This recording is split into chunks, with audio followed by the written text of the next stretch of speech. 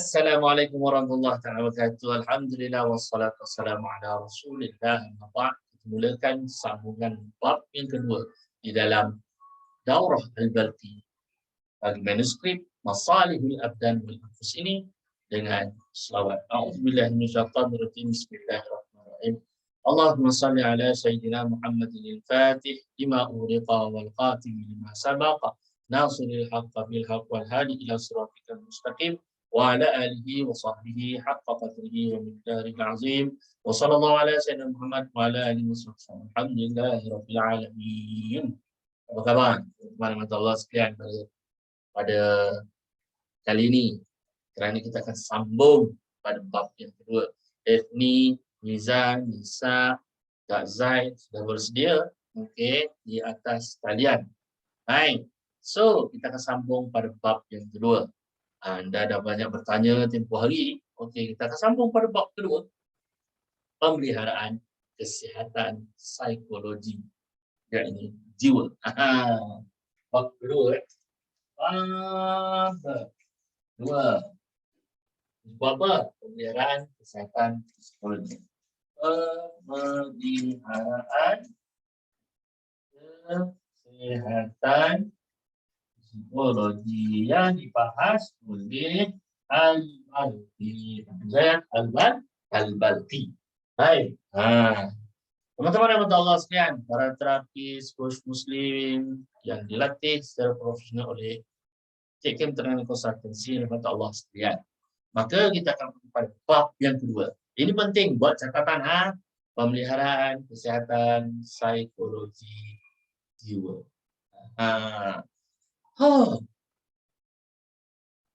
Penting ke untuk kita pelihara kesihatan psikologi, kesihatan jiwa kita? Penting, Ben. Sangat-sangat penting. Kita tengok dekat sini. Apa yang dikatakan oleh Al-Balqi di dalam manuskripnya ini, dia kata jiwa manusia boleh menjadi sehat dan sakit seperti mana juga tubuh badan. Maknanya kata apa? Jiwa manusia pun ada sehat, ada waktu dia sakit. Apabila jiwa sehat, keseluruhan tubuh badan luar dan dalam juga menjadi tenang dari segala gejala kejiwaan, gejala psikologi. Ini yang Al-Balqi katakan di dalam manuskrip beliau untuk panduan kita sebagai terapis, sebagai coach kesihatan mental ketika mana menangani kita punya klien. Contoh kan, Ali katakan, Ali datang, dia duduk, dia nyatakan dia ada kemungkinan.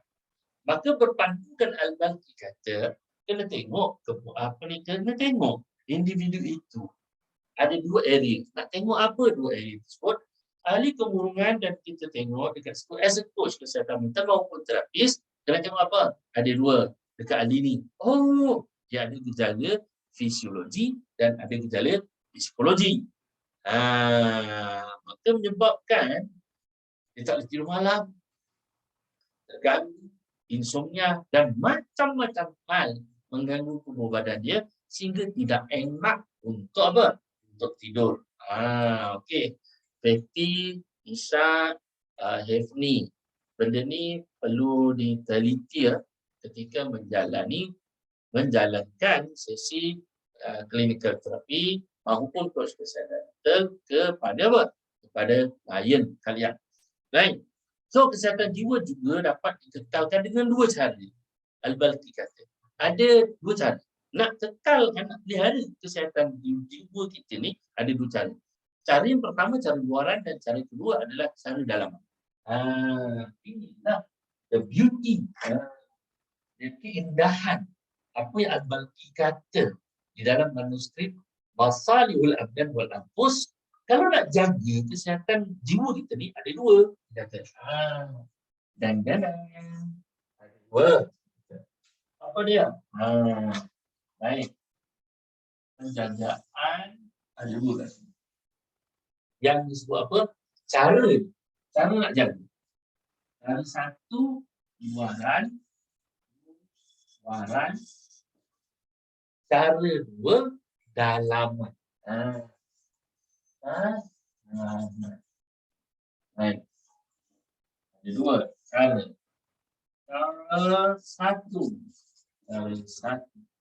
Cara dua. Maknanya kata, Al-Balqi dah sebut. Kalau tubuh kita, kita pelihara tubuh kita pun dengan cara luaran dan dalaman, ini kan pula untuk pelihara kesihatan jiwa kita, psikologi dalam kita. Baik. So, cara luaran, macam mana tu yang Al-Balqi kata? Cara luaran dengan memelihara, melindungi jiwa dari pendedahan elemen luaran seperti mendengar, melihat perkara-perkara yang dapat memacu perubahan emosi seperti marah, panik, kesedihan atau takut. Makna kata Al-Balqi kata, cara luaran ni macam mana? Please, dia kata, tolong. Cara luaran ni, cara luaran macam mana nak jaga, dia kata. As a coach maupun terapis kesihatan mental, kena tahu. Okay, apa yang Al-Balqi tekankan cara luaran supaya kita punya kesihatan jiwa terpelihara. Jagai panca indera kita. Panca indera kita. Pendengaran, penglihatan, bauan, hiduan dan sebagainya. Supaya tidak tercemar. Yang boleh memicu pada perubahan apa? Emosi marah, panik, kesedihan dan takut. Itu cara luaran. Maksudnya seseorang yang terkena tekanan mental maupun emosi, sebelum dia terkena tekanan mental dan emosi, maka kewajipan dia adalah memelihara ni mata daripada perkara-perkara yang boleh membangkitkan stres pada dia. Dia kena jaga telinga daripada mendengar perkara-perkara yang boleh membangkitkan marah dan kemurungan maupun anxiety pada tubuh badan. That's why lah, bisa Hefni, siapa lagi? Rakan-rakan terapis maupun kesihatan mental lain, Zoom, okay, Freda. Anda kena tahu, klien anda ni kalau duduk dengan anda, kena tahu dulu dia punya mata dia, telinga dia, apa yang dia dengar, apa yang dia nampak, sehingga memicu rasa marah, rasa panik dan kesedihan dalam diri. Kena tahu dulu, as a coach kesihatan mental maupun terapis profesional kesihatan mental maupun hipnoterapis maupun any terapis yang related dengan mental dan emotion, perlu mengetahui yang pertama, luaran dia tu, mata dia tu tengok apa, telinga dia dengar apa, tubuh badan dia pegang apa sehingga dia rasa jadi marah, panik, kesedihan dan takut. Itu cara pertama. Kita as a terapis maupun coach kesihatan mental ingin mengetahui apakah cara supaya nak mengembalikan balik kesihatan psikologi diri klien kita. Manakala Al-Balqi sebut pula cara dalaman adalah memelihara jiwa dari gejala-gejala yang boleh mengarahkan kepada pemikiran negatif. Cara yang kedua, Al-Balqi kata pula, cara kedua, Al-Balqi sebut, nak pelihara apa? Pelihara jiwa dari gejala yang boleh mengarahkan pemikiran. Jiwa yang dikatakan oleh Al-Balqi ini, kepada kalian as a coach kesihatan mental maupun terapis kesihatan mental, jiwa yang disebut oleh Al-Balqi adalah nafs. Dan pada hari pertama kita dah cerita berkaitan dan kalian pun Kak Zai pun dapat baca lebar berkaitan dengan nafsu. Nafs ini manusia ada amarah, adanya lawamah, mulhamah, sampai ada 7 peringkat kan. So kita kena tahu kat situ. Apa sebab tu orang kata, oh kau ni sakit jiwa lah. Maksud jiwa tu kat mana jiwa?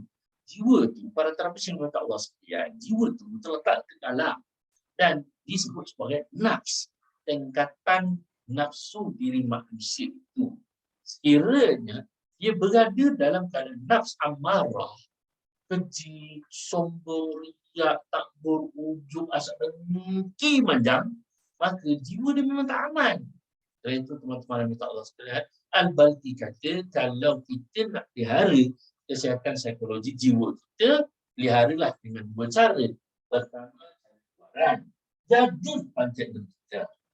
Ini juga panduan. Sebenarnya Al-Balqi disebut benda ni dalam manuskrip Masalihul Abda wal Anfus ini juga ada panduan khusus kepada para terapis maupun coach kesihatan mental yang terlibat bantu orang untuk menangani kes-kes gangguan mental maupun emosi. Dan pertama Al-Balqi kata cara luaran, jaga mata, baca indera kita lah. Yang kedua, cara dalaman. Dan jiwa nafs kita perlu dipelihara. Macam mana nak pelihara? Ini yang Kak Zai sebut tu. Kena ada makanannya. Makanannya ada ilmu. Ilmu dan lurus jiwa diri. Clear ya setakat ni Nisa, Niza, Efni clear? Bagus, good. Okey. Kita sambung seterusnya. Tengok gambar rajah ni ya. Baran, lindungi 5 panca indera kita dari elemen-elemen yang boleh membangkitkan rasa marah, mendengar kata-kata negatif, melihat perkara yang tak baik, memicu kepada kemarahan, kesedihan, kemurungan dan sebagainya.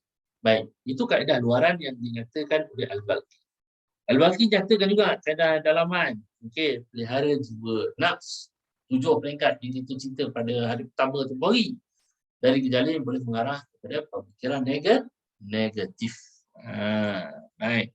Okey, kita tengok kat sini. Dalam gambar rajah kat depan. Okey, Niza, Betty, Nisa, okey, Kak Zai, Hefni. Tengok situ.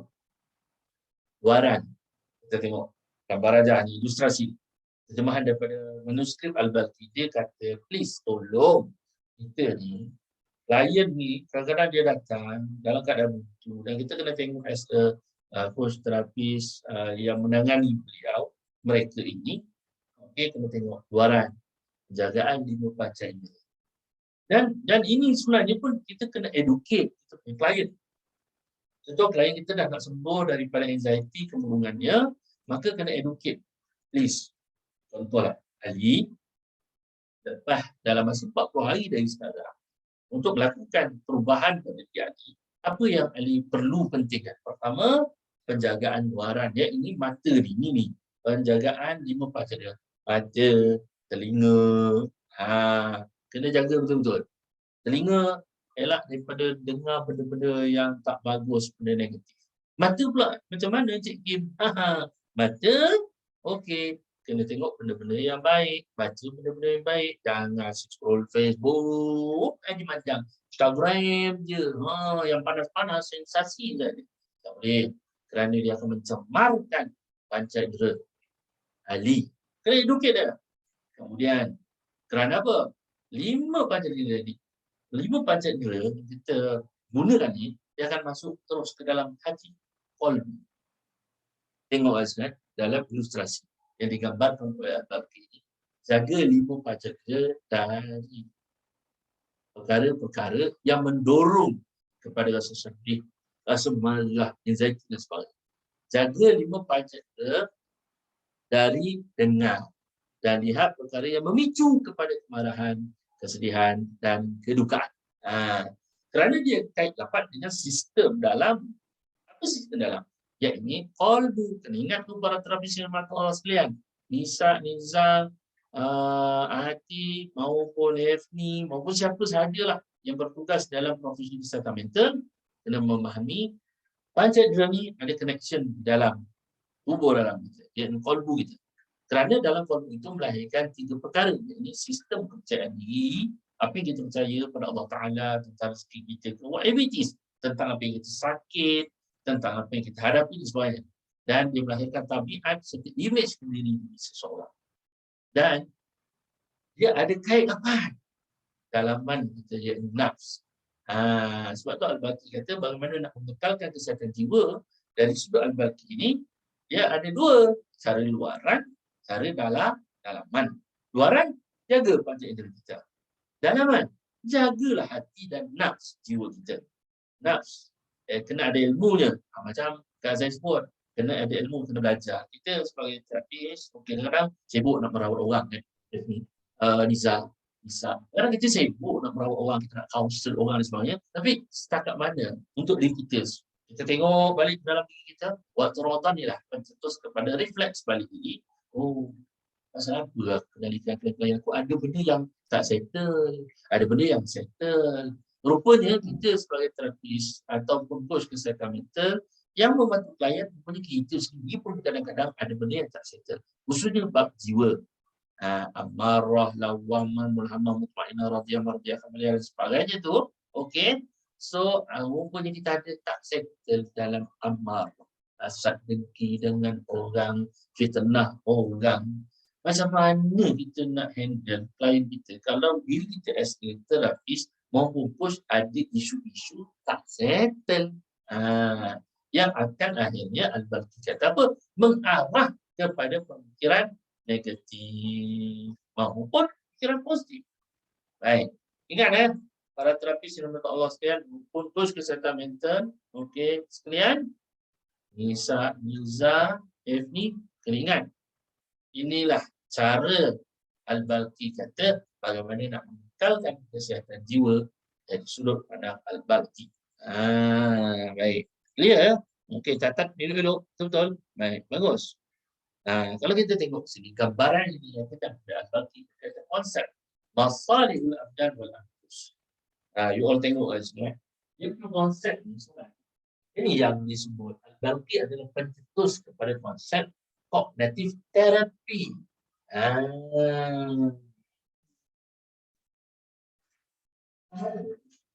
Kata macam mana kita nak jaga pelihara kesihatan psikologi kita?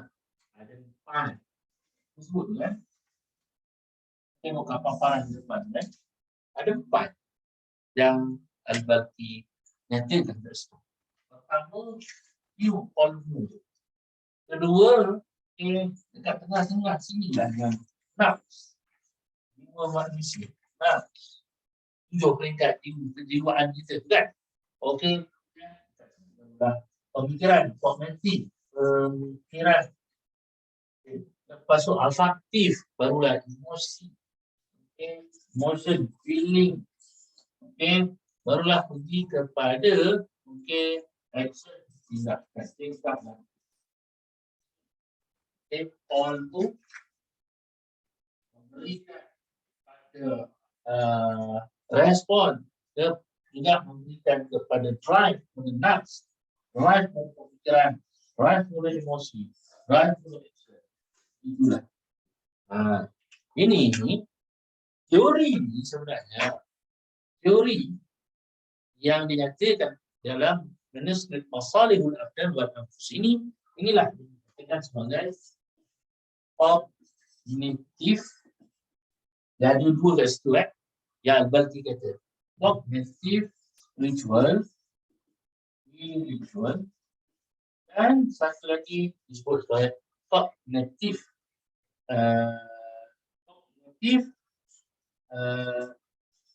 therapy,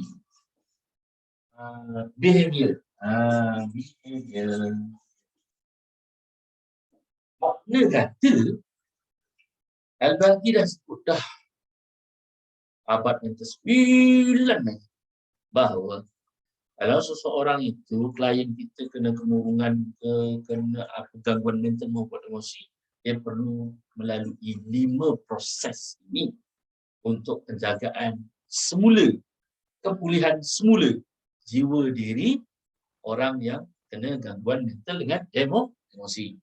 Jadi tanggungjawab siapa? Tanggungjawab Hefni lah sebagai terapis. Tanggungjawab Niza lah sebagai hipnoterapis. Tanggungjawab Nisa lah sebagai coach kesihatan. Tanggungjawab Kak Zain kita lagi, ada Mahat Anur lagi, tanggungjawab dia lah juga bertugas, bukan sahaja mudirah di Mahat Hafiz, bertugas sebagai terapis juga. Maka perlu dididik klien itu dengan 5 elemen ni, kena tahu, kena faham jelas. Pertama, qalbu. Sebab itu dalam manuskrip Masalihul Abdan wal Anfus yang dinyatakan oleh Al-Balqi ini, qalbu itu adalah peranan penting. Dia pusat segala sumber kekuatan dalam diri seseorang.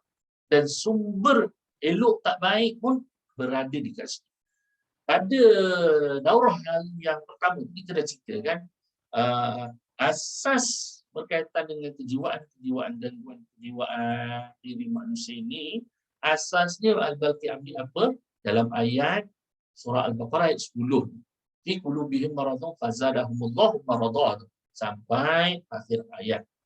That's why Al-Balqi sebut qalbu itu dia ada perubatan.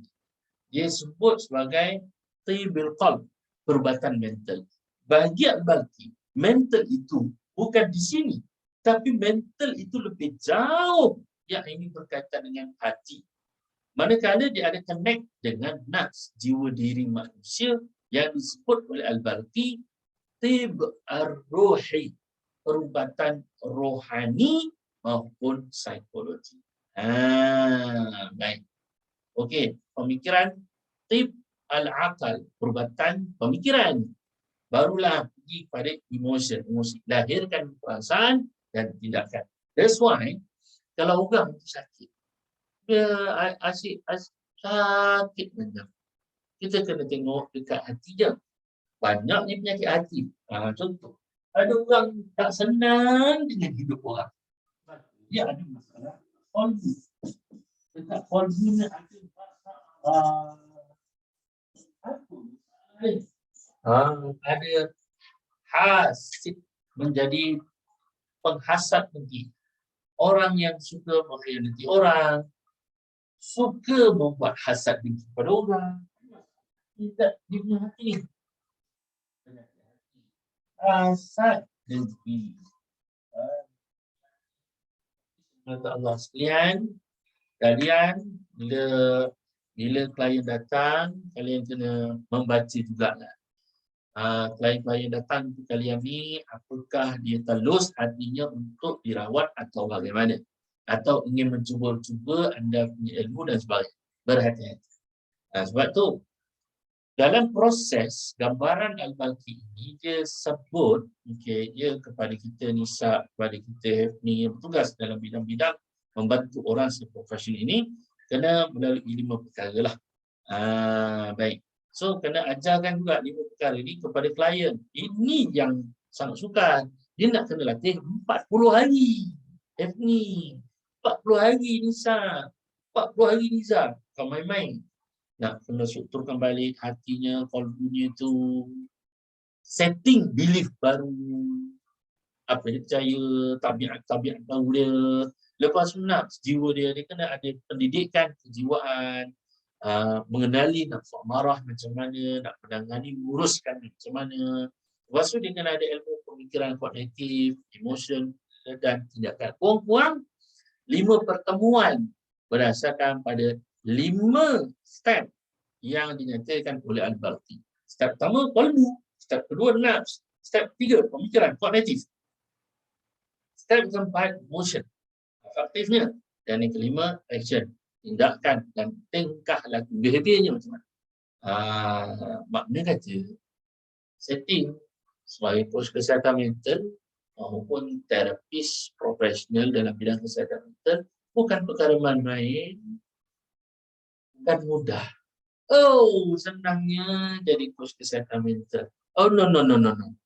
Bukan senang, ini tanggungjawab. Nak kalian yang sudah mempelajari manuskrip Masalihul Abdan wal Anfus ini yang dinyatakan oleh Al-Balqi, berat lagi tanggungjawab kalian. Faham, Haji? Bagus. Faham semua? Jelas. Good. Bagus. Baik. Mudah sebenarnya kalau kita tengok. Manuskrip Al-Balqi ini memang memudahkan. Selari dengan apa yang kalian buat. As a coach kesihatan mental yang dididik di bawah Cikgu Ilmu Satu di sini, memang selari dah. Dan hari ini dalam daurah hari kedua ni, daurah Al-Balqi hari kedua, kita terangkan lebih jelas supaya bila kita duduk dengan klien, di chair terapi klien, kita bersama dengan dia buat terapi dalam 3 jam, kita mengetahui asas dan konsep yang kita gunakan ini adalah berasaskan daripada sumber mana?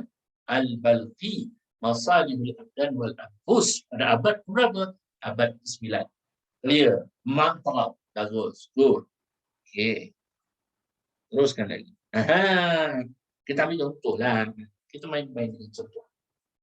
Contoh komunikasi klien yang hadapi keresahan, kegelisahan, kebersalahan dalam hidup kerana telah curang dengan pasangan. Ini pun satu kes yang Cik Kim jumpa banyak kat luar sana. Datang jumpa Cik Kim, datang jumpa Niza, datang jumpa Happy, datang jumpa Kak Zai. Okey, mereka katakan, oh pasangan saya sudah curang. Jadi bila kita tengok pada 6 peringkat ini, bagaimana pasangan mereka ini boleh curang. Pertama, 5 panca indera, orang yang sentiasa mencurangi pasangan dia, ada isu pada 5 panca indera. Pertama, mata. Melihat wanita maupun lelaki yang menarik darinya untuk berkenalan. Menarik dirinya untuk berkenalan. Itu mata kerjanya memang begitulah nampak gayanya. Sebab tu lelaki semua kita jaga mata kita. Baik. Telinga. Happy ya. Niza ya. Kak Zai ya. Dengar curhat antara satu sama lain. Khusus bila ada masalah rumah tangga dan dari pasangan masing-masing. Oh, Man. Aku ada motif. Aku tak tahulah aku nak cerita pada siapa. Cerita pada kau lah. Liza. Aku ada masalah lah dengan pasangan aku dekat rumah. Mula. Liza aku mula mendengar. Masalah. Curhat daripada Azman. Hidung, bau-bau wangi-wangian ketika bertemu antara satu sama lain. Tangan, mula merasa ingin bersentuhan tangan bagi menandakan emosi antara satu sama lain. Man, dia mula berkata, Man, I tahu, I faham apa yang you dapat rasa. I pun sama. Suami I pun bukan begitu puan pada I. Jangan. Baik. Mula timbul rasa. Mula timbul rasa diri diambil berat sehingga berkutik melakukan perbuatan. Ini bukan main-main. Berdasarkan pada pengalaman Cik Kim lebih 10 tahun di dalam bidang kesihatan mental forensik ini, berdepan dengan kes-kes pasangan curang dan sebagainya, inilah sebenarnya apa yang terjadi pada 5 panca indera mereka. Ni nanti akan jumpa dengan klien-klien macam ni, Kak Niza, macam Kak Zai dah banyaklah kes-kes yang dijumpa macam ni kan. Untuk merawat, bukan satu benda yang mudah sebenarnya untuk merawat pasangan yang curang-curang. Kerana dia membutuhkan proses. 6 proses yang Al-Balqi sebut. Proses pertama nak kena pelihara balik ni 5 panca indera. Proses yang kedua kita tengok apa berlaku. Hati diri berkata dan berniat. Mula dah. Jadi faham apa yang aku alami. Macam pasangan. Mula. Hati berdetik. Oh, Liza ni faham apa yang aku rasa. Mula. Banding dengan isteri aku kat rumah. Problem babe. Lepas tu mulalah hati berdetik. Happy ya. Seronok berkawan dengan dia untuk melepaskan apa yang terbuka di hati I terhadap pasangan I. Best berkawan dengan dia. Dia sentiasa ada bila I inginkan. Dah kena tu. Baik. So sama lah juga dengan Betty, dengan sahabat-sahabat yang lain. Kita masuk daurah Al-Balqi ni, tanggungjawab kita untuk educate people, khususnya berkaitan dengan isu-isu gangguan mental emosi, sangat berat. Tanggungjawab kita bukan hanya jadi fardu ain, bukan hanya fardu kifayah. Tapi kalau orang tanya pada saya, Cik, dalam menangani isu-isu gangguan mental emosi sekarang ni, jadi macam mana pada kami? Bagi saya, honestly, jadi fardu ain dah. Satu kewajipan. Satu rumah, satu ahli terapis maupun kos kesihatan. Fardu ain. Kenapa fardu ain? Dia dah teruk dah sebenarnya. Gangguan mental emosi terkait English ni sangat dah tak tahu nak cakap macam mana. So nak bab keturunan. Jiwa diri nombor 3. Jiwa diri. Aku dapat ketenangan, babe. Bila keluar dengan dia, kau tak tahu kalau aku dengan Liza ni, ya Allah, hati aku tenang. Dia sudi dengar apa yang kita. Dia boleh jadi pendengar setia aku. Dia sudi layan aku, seronoknya. Dalam masa sama, jiwa diri orang yang mencurangi pasangan ini, dia rasa apa? Diri ada rasa bersalah kerana menjurus kepada apa? Kecurangan. Kalau pasangan aku tahu ni kan, ya Allah, mampus aku, mati aku. Kalau isteri aku tahu, kalau suami aku tahu, ya amat, habis. Dia tahu tu. Tapi dia belum memahami apakah sebenarnya arti perkahwinan sehingga dirinya itu mencurangi pasangan. Baik, maka apa berlaku pada kognitif diri individu yang curang kepada pasangan? Ya, pemikiran dia mula berkata, aku fikir, baik aku layan Liza ni, baik aku layan skandal ni, baik aku layan aku punya orang yang sudi mendengar curhat aku. Dia pun macam aku, pasangannya pun bukan pedulikan dia. Seronok tukar-tukar idea bila curhat dengan si dia. Alamak, ayo. Efni, Niza, Feti, okey, para Muslim Terapis Network sekalian, kalian ke depan dengan isu macam ni lagi. Yang sudah merasai berdepan dengan klien macam ni, Al-Balqi ada sebut, kena tengok 6 peringkat ini, 6 perkara ini. Bagaimana pula, Cik Kim? Bagaimana pula orang yang dah curang pada ni, emosi dan perasaan dia orang yang selalu mencurangi pasangan ni macam mana? Emosi dia mula-mula seronok. Bunga-bunga matahari. Berkobar-kobar hati sebab ada orang dengar curhatnya berbanding dengan perasaan. Tapi dalam masa sama, ada perasaan rasa bersalah. Ada 2. Seronok, keseronokan bercampur bau dengan apa? Kebersalahan kerana mencurangi kliennya. Klien ini siapa? Kerana mencurangi istrinya. Gitu. Baik. Dan yang terakhir, kena tengok tindakan diri orang yang selalu curang-curangkan pasangan ni. Abaikan tanggungjawab pada isteri, tingkah laku mula berbohong.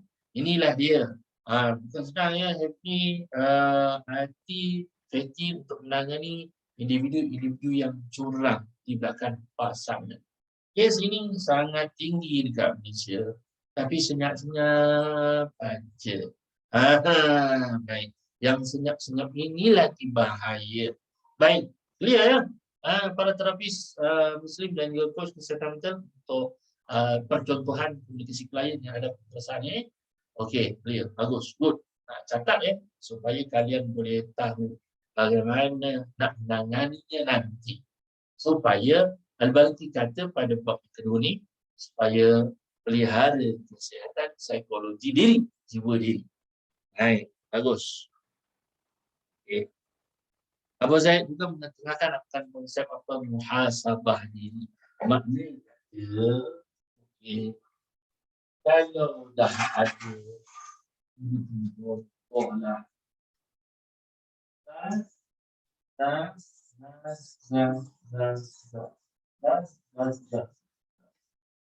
Ali lagi. Ali ada perasaan hasad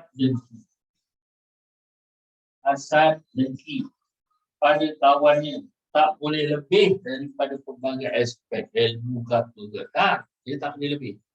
Ali ada hasad dengki pada someone, pada seseorang. Maka dia ada kait rapat dengki dengan ni, hasad dengki ni ada kait rapat dengan nafs, jiwa diri dia, amarah. Dan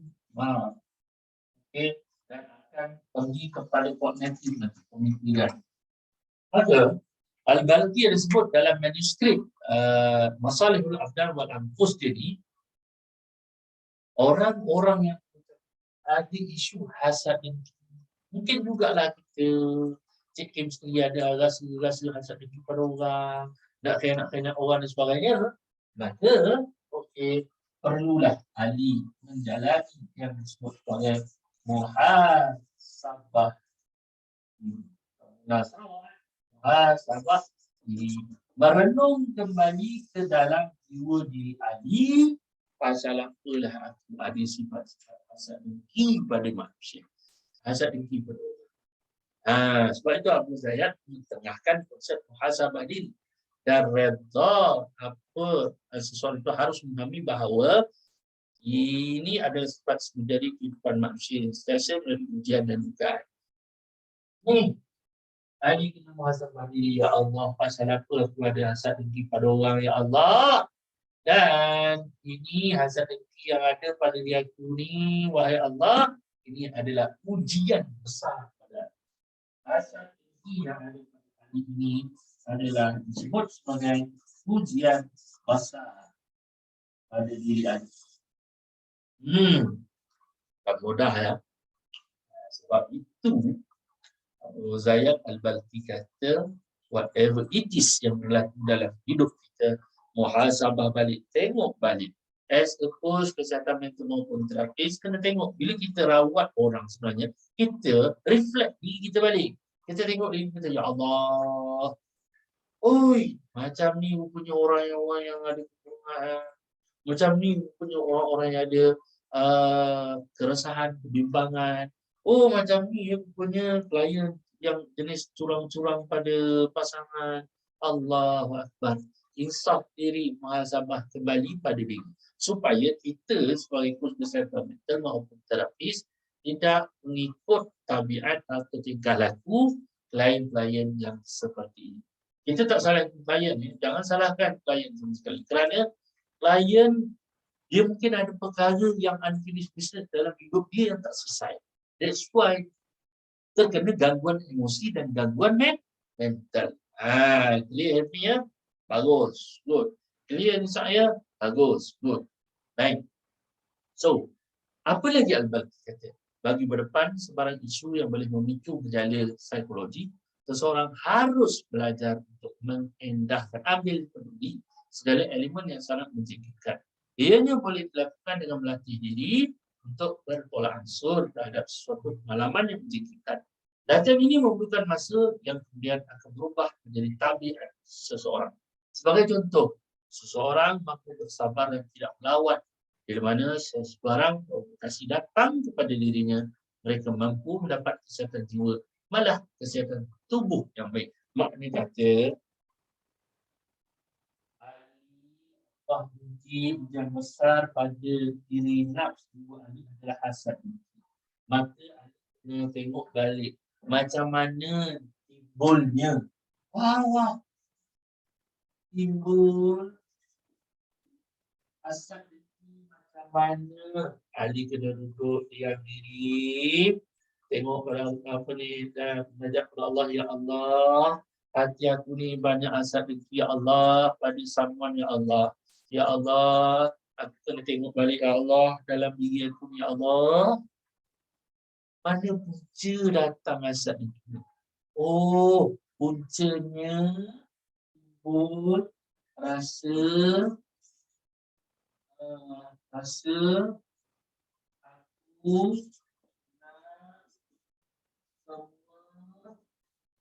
ilmu yang bagus untuk aku sahaja. Untuk aku sahaja. Orang lain tak boleh. Mana boleh macam tu? Namun inilah ujian besar kepada orang-orang yang Allah uji dengan hasad. Inilah ujian besar yang boleh memicu gejala gangguan mental dan emosi pada diri. Namun bagusnya hari ini dia boleh bermuhasabah diri. Muhasabah diri. Boleh membuat muhasabah diri. Di manakah puncanya? Dan dia kena menerima, ya Allah, aku terima ini adalah sebahagian nafs jiwa aku. Jadi ada nafs amarah. Jadi ya Allah, aku kena didik jiwa nafs amarah ini, yang ada hasad-hasad di luar ni, kena dicucikan dengan ilmu. masuklah ke dalam ilmu untuk mengurus, mencuci hati. Ilmu cuci hati dengan cara apa? Ya, buka hati, buka minda bahawa ilmu Allah itu luas dan ianya tidak boleh mampu dimiliki oleh diri anda seorang saja. Ilmu itu adalah milik Allah Ta'ala dan Allah Ta'ala sebarkan kepada orang-orang yang benar-benar berterampil di dalam memperoleh ilmu tersebut. Ingat ya. Ini bukan main-main. Kita belajar Darul Al-Balqi ini, Niza, Hefni, Kak Zai, dalam bulan Ramadan ini adalah untuk mencucikan balik mental dengan emosi kita sebagai terapis maupun coach kesihatan mental seperti Nisa dan juga rakan-rakan lain. Dia ya, bagus. Relax sajalah. Kita bila dalam setting terapi maupun coaching kesihatan mental, macam-macam ragam kita akan dapat dan konsepnya apa? Muhasabah. Itu yang penting. Ya, bagus. Boleh kita sambung? Good. Alhamdulillah. Itulah belajar dalam keadaan puasa ni dia lain macam sikit ya. Baik. Bagi individu, Al-Balqi sambung lagi, dia kata, bagi individu yang ingin mengamali kaedah untuk menghadapi masalah dan pengalaman sukarnya, harus terlebih dahulu perlu memahami akan tahap kesabaran yang mampu mereka hadapi. Makanya, individu macam Ali diuji oleh Allah Ta'ala. Ujian besarnya adalah hasad dengki. Dan Ali kena tahu sejauh mana tahap kesabaran dia. Ali kena tahu tahap kesabaran aku ni macam mana. Tahap kesabaran aku ni macam mana bila berdepan dengan orang-orang yang Allah Ta'ala beri pelbagai ilmu. Contohlah, bila saya berdepan dengan orang yang, contohlah kita ambil contoh paling ringkas ni Niza ya, Feti ya. Betul, kalau kita tengok Efni, tengok Niza, tengok Nisa, banyaknya ilmu yang Allah bagi pada kalian. Apakah kita tak akan ada rasa timbul iri hati? Of course, sebagai manusia ada rasa iri hati yang sangat tinggi. Namun, dalam diri kita tengok juga di tahap kesabaran mana aku untuk berdepan dengan orang-orang yang Allah bagi pelbagai ilmu. Allah bagi Hefni macam-macam ilmu.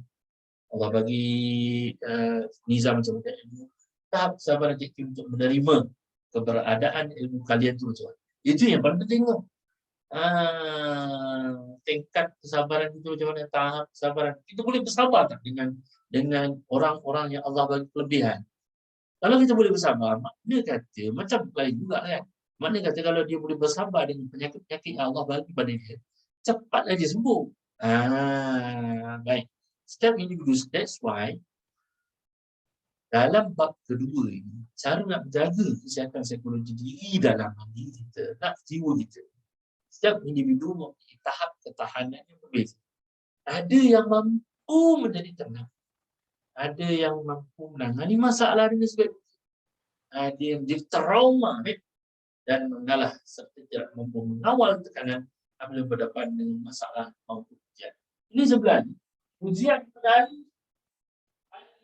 ujian besar yang Ali dan adalah hasad dengki. Hasad dengki terhadap aku. Timbul rasa aku nak semua ilmu yang bagus-bagus itu aku sahaja yang boleh buat. Orang lain tak boleh buat. Ini bermakna ujian pada Ali. Maka Ali wajib berdasarkan apa yang Al-Balqi sebut. Ali perlu muhasabah diri balik. Macam mana aku boleh dapat perasaan hasad ini? Okey. Dan bagaimana diri nak merawat diri keluar daripada perasaan hasad tersebut. Dan Ali mesti mempunyai tahap kesabaran ini bila dia berdepan dengan pelbagai jenis manusia yang Allah anugerahkan ilmu yang sangat luar biasa. Seperti Hefni Allah akan anugerahkan macam-macam ilmu nanti. Nisa Allah akan anugerah macam-macam lagi ilmu pada Nisa. Niza pun sama. Jadi pasangan penaja pada hari ini, please duduk, work together, compliment each other, supaya kalian punya hati sebagai seorang terapis maupun coach kesihatan dan clear dari sifat-sifat mazmumah yang boleh menanamkan diri kalian sendiri di dalam setting membantu masyarakat. Nanti tak pasal-pasal, kalian sebagai terapis pula yang ada gangguan mental maupun emosi. Clear ya? Bagus, good. Okay. Terusnya, rumusan dalam bab kedua ni. Apa yang Al-Balqi nak rumuskan dalam bab kedua ini? Dalam bab kedua ini, seseorang wajib memelihara kesihatan psikologi mereka. Mereka perlu belajar tentang ilmu tentang apa? Kawalan jiwa apabila berdepan dengan sesuatu yang menjengkelkan. Mereka juga harus cekap dan celik untuk memahami sebarang isu sama ada berada di dalam kawalan diri maupun di luar kawalan mereka. Hadapi sesuatu sekiranya ia dapat dikawal dan jauhkan darinya sekiranya ia tidak di dalam kawalan. Rumusannya untuk jaga psikologi diri, Al-Balqi ini rumuskan yang disebut nanti rumuskan kena jaga qalbi diri, kena jaga nafs diri, kena jaga pemikiran diri, kena jaga emosi diri, kena jaga action tingkah laku. Maka ada 5 perkara yang Al-Balqi sebut ini harus kita sebagai coach maupun terapis kesihatan mental perlulah bertanggungjawab. Untuk apa? Educate kita punya klien sedalam-dalamnya ketika dalam sesi terapi maupun coaching kesihatan mental. Clear ya? Bagus. Nanti tulis dekat buku catatan rumusan pada bab kedua. InsyaAllah kita akan sambung pada bab yang ketiga. Namun sebelum itu kita tengok apa lagi yang Abu Ziyad katakan dalam bab yang kedua ni. Di dalam bab ini Abu Ziyad telah menggunakan 4 teknik terapeutik untuk menangani gangguan mental emosi. Pertama, dengan membiarkan gangguan jiwa itu memilih masa untuk merasa santai dan tenang sepenuhnya. Kedua, teknik penghambatan timbal balik, recap, recall, inhibition, iaitu terapi yang cuba menggantikan tindak balas yang tidak diingini dengan kaedah yang lebih ini. Ketiga, terapi kognitif rasional untuk mengubah pemikiran dan kepercayaan orang yang bercelaru. Dan keempat, pendekatan kognitif keagamaan, psikospiritual dalam mengingatkan pesakit bahawa dunia ini secara semula jadinya adalah tempat ujian bagi mereka dan di akhirat nanti menjadikan mereka orang yang benar-benar bahagia. Inilah 4 teknik terapeutik Al-Balqi dalam bab yang kedua untuk menyihatkan, untuk memelihara kita punya jiwa. Baik. Okay. Macam mana kita nak apply 4 teknik terapeutik Al-Balqi ni? Katakan ni kena anxiety. Ni kena anxiety. Ni kena anxiety. So, macam mana nak settingkan dengan baik, dengan tepat, guna 4 teknik terapeutik Al-Balqi ni? Okay. Ni anxiety dia datang jumpa kalian, dia jumpa Happy, dia datang jumpa Nisa, dia datang jumpa Betty, dia datang jumpa Kak Zai. As a terapis maupun coach kesihatan mental, pertama nak buat apa? Sebut ada klien, apa yang nak disebutkan? Sebut pada klien beri masa anxiety-nya bertenang. Sebut pada klien, beri masa anxiety-nya bertenang rasa santai, tenang. Santai dan tenang. Sepenuhnya. Katakan pada diri, okay, relax, okay. Gangguan emosi anxiety awak ini adalah bersifat sementara dan relax sahaja, santai dan tenang. Okey, boleh? Macam mana nak santai dan tenang? Kita dia tarik nafas, lepas nafas, tarik nafas, lepas nafas dan relax. Minta dia pejam mata. Okay. So dia relax, tenang supaya emosi anxiety dia tu calm down. Lepas dah calm down, minta buka mata. Kemudian lepas tu bimbing dia dengan nombor bimbing lain. Okay. Bimbing lain. Tal, indah, panas, negatif. Yang bila dia berdepan dengan situasi anxiety itu, ditukar bimbing lain. Anxiety-nya kepada indah, panas, ini yang disebut dalam Al-Baghdadi kata gunakan teknik terapi recall inhibition. Tukar tadi. Baik. Okey. Waktu dia berdepan dengan anxiety yang sangat teruk tu, tidak balas dia apa? Macam mana? Oh, dia resah, dia gelisah, jalan ke sana kemari. Jadi tukar jalan rasa resah tu kepada berjalan dengan rasa tenang. Contoh. Baik. Dia dah tukarkan tindak balas negatif depan dengan anxiety itu ditukar tindak balas positif diri. So Hefni, Iza, Kak Zai dengan yang rakan-rakan yang lain nak buat apa? Nombor 3. Barulah guna terapi kognitif. Guna terapi kognitif rasional. Okey, anxiety yang dialami itu mungkin adalah sesuatu yang boleh dia pelajari untuk apa? Untuk melindungi diri dia daripada hal-hal perkara yang buruk. Contoh. Okey, sebab dekat sini kita nak buat apa? Terapi kognitif apa?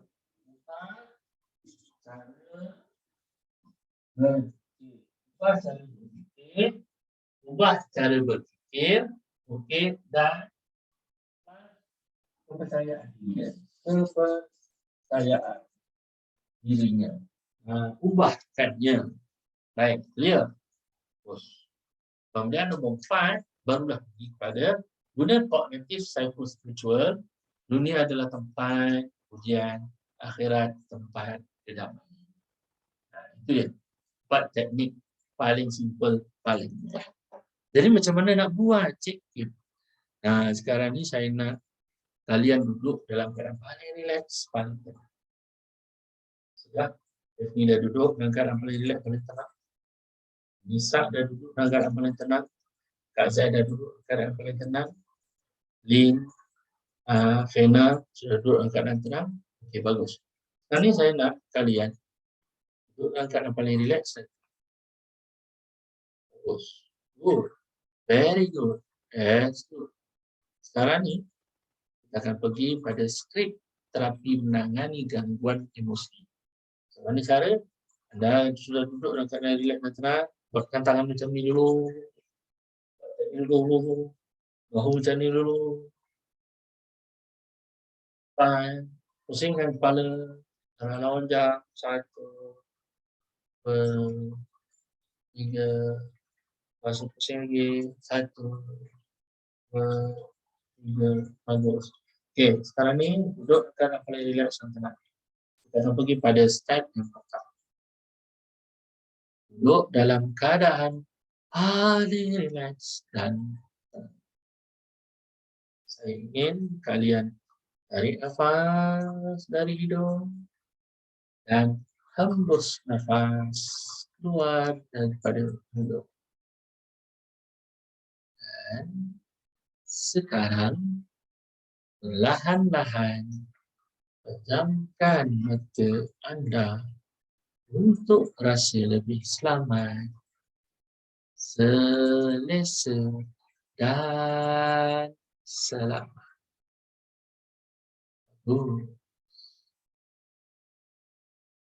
Pergi pada langkah yang kedua. Sekarang, secara perlahan-lahan dalam pemikiran anda, bayangkan diri anda berdepan dengan satu situasi yang mengganggu emosi dan pemikiran anda.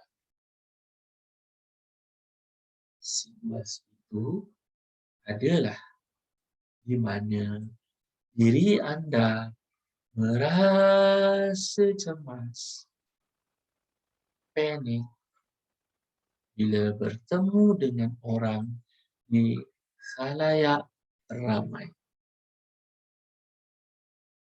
Rasakan emosi cemas dan panik anda itu 10 saat pada diri anda.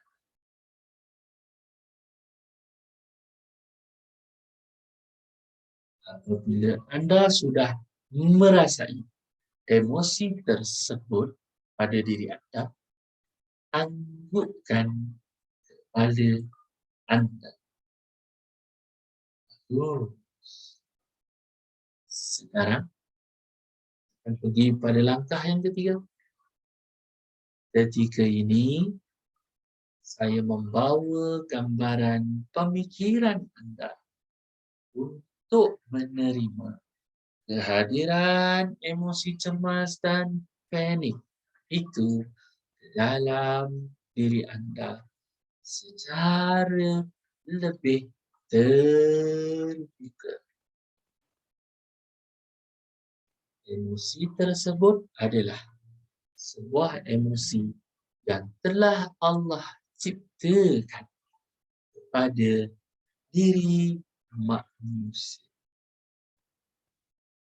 Dan anda memahami emosi cemas, gelisah pada diri anda melalui surah Al-Ma'arij ayat 19 sehingga ayat 25.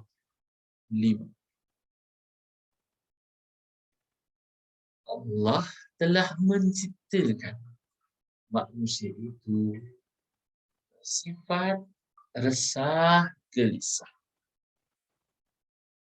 Emosi itu pada diri anda adalah perasaan yang normal bagi diri manusia.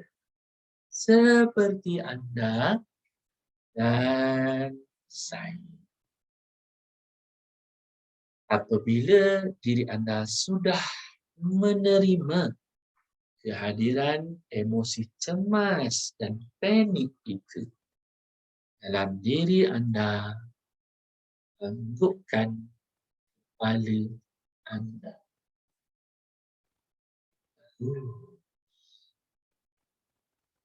Sekarang, saya membawa anda pada langkah yang keempat.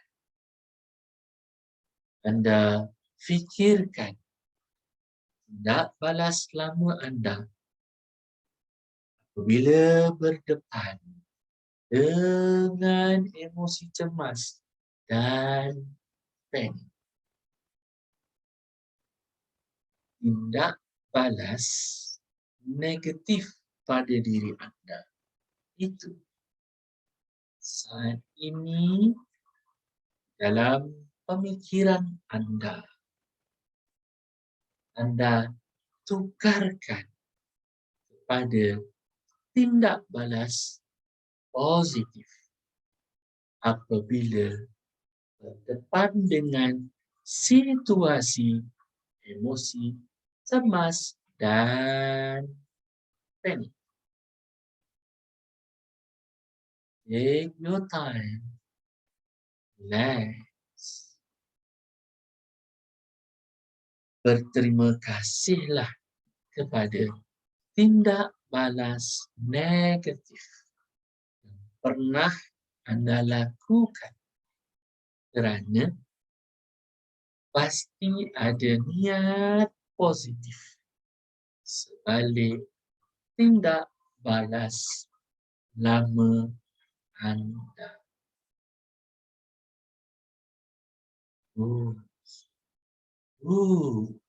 Very good. Yes. Sekarang, secara perlahan-lahan, saya membawa anda pada langkah yang kelima.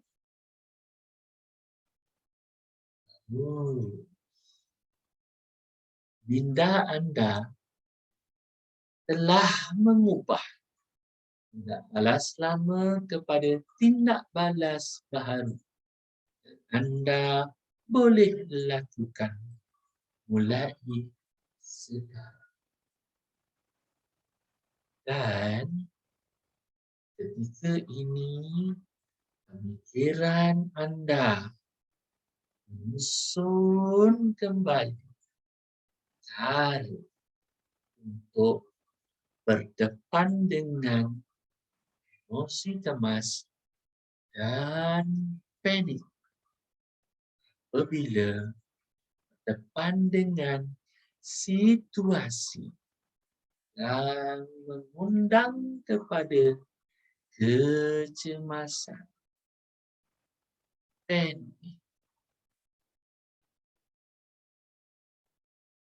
fikirkan 3 cara unik solusi penyelesaian isu anda itu agar dapat menangani emosi cemas dan panik anda mulai sekarang. Take your time. Bila anda dah dapat 3 cara yang unik solusi untuk penyelesaian masalah kecemasan diri anda itu, kepanikan diri anda itu, anggukkan kepala anda.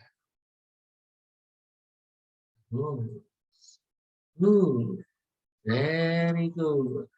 That's right.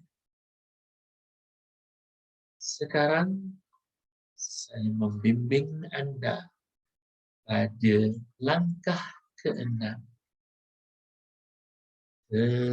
Terima kasih. Anda sudah mendapat 3 cara unik di fikiran anda untuk hadapi emosi cemas, panik pada diri anda.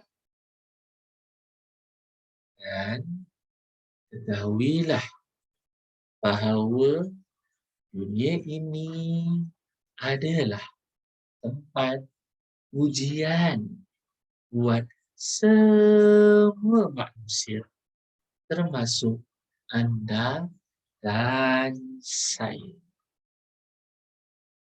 Akhirat sana adalah tempat kedamaian, ketenangan, dan keamanan. Ianya bermula dari dunia ini. Tarik nafas dalam-dalam dari hidung anda. Lepas nafas dari mulut anda. Bagus. Tarik lagi nafas dalam dari hidung anda.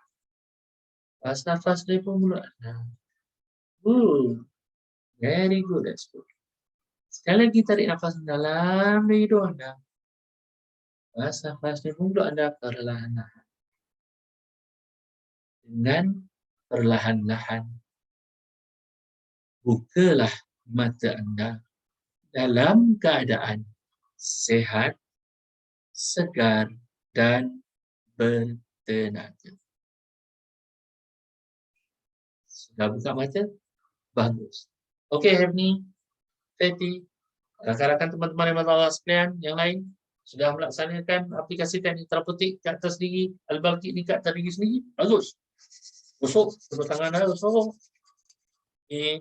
Kemudian sapu kat muka, okey. Buat ni sikit. Bagus. Lagi. Belakang. Bagus. So, macam mana happy? Perasaan anda? Bagus. Okey. Good. Niza, macam mana? Okey. Boleh ikut? Bagus. So, as a coach kesihatan mental maupun terapis, apply terus teknik terapeutik Al-Balqi ini untuk membantu klien anda mendepani gangguan emosi anda. Itulah dia secara rumusan pada bab kedua, bagaimana Al-Balqi kata kita harus jaga kesihatan psikologi kita. Okey, dengan 5 perkara tadi, mungkin 5 perkara tadi yang ini pemeliharaan qalbu, pemeliharaan nafs diri, pemeliharaan pemikiran, pemeliharaan emosi, pemeliharaan tingkah laku tindakan. Akhirnya diakhirkan dalam bab kedua dalam Masalihul Abdan wal Anfus ini 4 teknik terapeutik yang boleh kita terus amalkan pada diri. Pertama, macam ni anxiety tadi sebut pada klien, beri masa anxiety bertenang, masa santai relax. Kedua, bimbing klien tidak malah negatif dia kepada tidak malah positif. Nombor 3, guna terapi kognitif rasional, ubah cara dia berfikir dan kepercayaan diri dia. Dan yang keempat apa dia? Keempat, pergilah memberitahu pada ke dalam diri sendiri maupun klien anda bahawa dunia ini adalah tempat ujian anda untuk diuji tentang kecemasan, kepanikan, kemurungan dan sebagainya. Dan di akhirat sana nanti adalah tempat menemui kedamaian dan keamanan.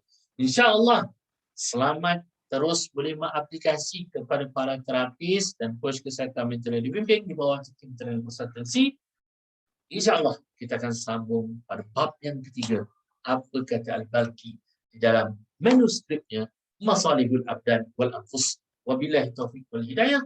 Wassalamualaikum warahmatullahi taala wabarakatuh.